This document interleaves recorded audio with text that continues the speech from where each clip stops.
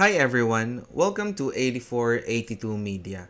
In this tutorial, we'll be going over the basics of adding and customizing a heading element in Elementor.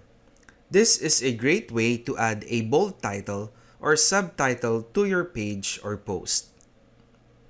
To get started, go to Page, and then let's edit our About Us page. Once you are on this page, simply drag and drop the heading widget onto your canvas. So you will find it under the basic widgets section. So let's drag heading on top. Now it's time to customize your heading. In the left-hand panel, you will see various settings you can adjust to make your heading look just how you want it. Here are some of the most important ones. First is the heading text. This is where you'll add the text for your heading. So simply type in the words you want to use. Then next is the HTML heading tag. So this determines what type of heading tag your text will be wrapped in. So you may choose H1, H2, H3.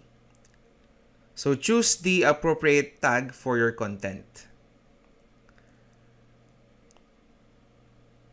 You may also want to go to the styles to change the text color according to your preference.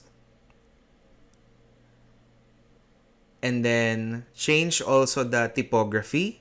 Here you can adjust the font size and other typography settings for your heading.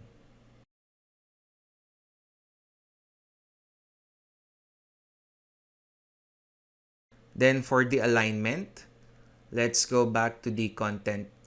And then you will see at the bottom part is the alignment. So you may want to change the alignment to left, center. And then for the margin and padding, use these settings to adjust the spacing around your heading. So once done, click Save and preview the page. And that's it. With Elementor, it's very easy to add and customize a heading to make your page and post look professional and polished. Thank you very much for watching.